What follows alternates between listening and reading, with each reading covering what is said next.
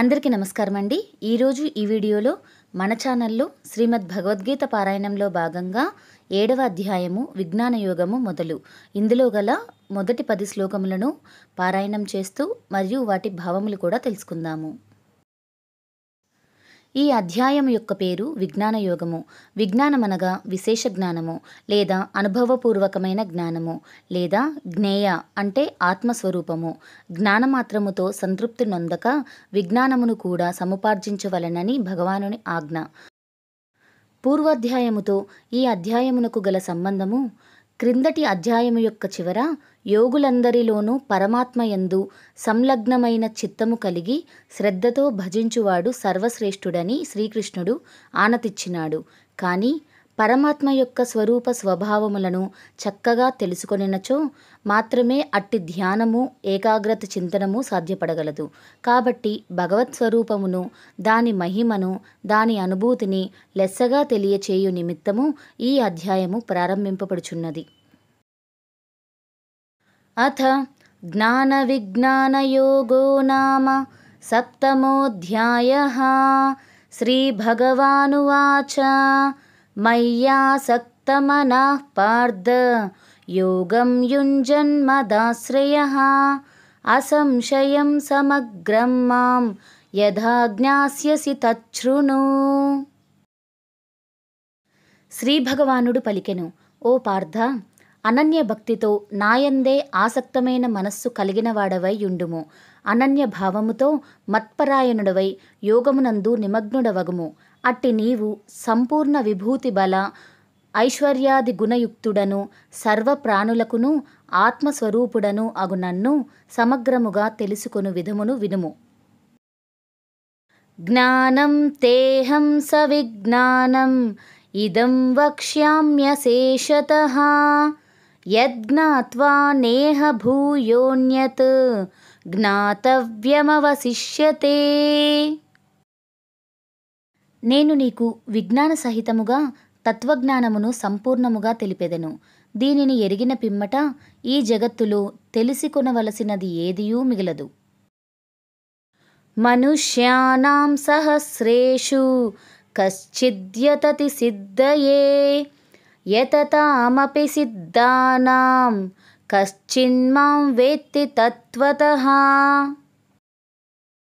వేల కొలది మనుష్యులలో ఎవడో ఒకడు మాత్రమే నన్ను గూర్చి తెలుసుకొనుటకు ప్రయత్నించును. అట్లు ప్రయత్నించిన వారిలో కూడా ఒకానొకడు మాత్రమే మత్పరాయణుడై నా తత్వమును అనగా నా యథార్థ స్వరూపమును ఎరుంగును. భూమిరాపో నలో వాయుః ఖం మనో బుద్ధిరేవ చ అహంకార ఇతీయం మే భిన్నా ప్రకృతిరష్టధా. భూమి, జలము, అగ్ని, వాయువు, ఆకాశము, మనస్సు, బుద్ధి, అహంకారము అని 8 విధములుగా నా ఈ ప్రకృతి అంటే మాయ విభజించబడినది. అపరేయమితస్త్వన్యాం ప్రకృతిం విద్ధి మే పరాం జీవభూతాం మహాబాహో యయేదం ధార్యతే జగత్. గొప్ప బాహువులు గల ఓ అర్జున, ఈ ప్రకృతి చాలా అల్పమైనది. దీనికంటే వేరైనదియు ఈ జగత్తునంతను ధరించునదియు జీవరూపమైనదియునగు మరి ఒక ప్రకృతిని శ్రేష్టమైన దానినిగా నెరుంగుము. ఏతద్యోనీని భూతాని సర్వాణీత్యుపధారయ అహం కృత్స్నస్య జగతః ప్రభవః ప్రళయస్తథా. ఓ అర్జున, సమస్త ప్రాణులును ఈ 2 విధములైన ప్రకృతుల నుండియే ఉత్పన్నములగుచున్నవి. ఈ జగత్తు యొక్క పుట్టుకయు లయమగుటయు నా వలననే జరుగుచున్నవి. అనగా ఈ సంపూర్ణ జగత్తునకు నేనే మూలకారణము. మత్తః పరతరం నాన్యత్ కించిదస్తి ధనంజయ మయి సర్వమిదం ప్రోతం సూత్రే మణిగణా ఇవ. ఓ అర్జున, నాకంటే వేరుగా మరి ఒకటి ఏదియూ లేనేలేదు.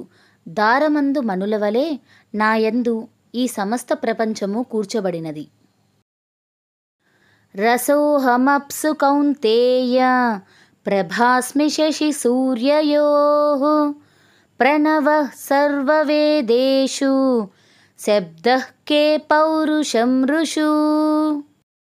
ఓ అర్జున, జలములో రసతన్మాత్రను నేనే, సూర్యచంద్రులలో కాంతిని నేనే, వేదములన్నింటిలోనూ ఓంకారమును, ఆకాశమునందు శబ్దమును, పురుషులందు పౌరుషమును నేనే. పుణ్యో గంధః పృథివ్యాం చ తేజశ్చాస్మి విభావసౌ జీవనం సర్వభూతేషు తపశ్చాస్మి తపస్విషు. పృథ్వీయందు పవిత్ర గంధ తన్మాత్రను, అగ్నియందు తేజస్సును, సమస్త ప్రాణులలో జీవశక్తిని, తాపసులలో తపస్సును నేనే అయి ఉన్నాను. అనగా నేను సమస్త పదార్థములందు పూర్ణముగా వ్యాపించియున్నాను. బీజం మాం సర్వభూతానాం విద్ధి పార్థ సనాతనం బుద్ధిర్బుద్ధిమతామస్మి తేజస్తేజస్వినామహం. ఓ పార్థ, సమస్త భూతములకును నన్ను సనాతనమైన బీజముగా ఎరుంగుము. ప్రజ్ఞావంతులలో ప్రజ్ఞను, తేజోవంతులలో తేజస్సును నేనే అయి ఉన్నాను. ఇంతటితో 7వ అధ్యాయంలో కల మొదటి 10 శ్లోకముల పారాయణము మరియు వాటి భావములు కూడా తెలుసుకున్నాం కదండి. మరలా వచ్చే వీడియోలో మరొక 10 శ్లోకములు మరియు వాటి భావములతో మళ్ళీ మీ ముందుంటాను. అంతవరకు సెలవు. ధన్యవాదములు. ఓం నమో భగవతే వాసుదేవాయ.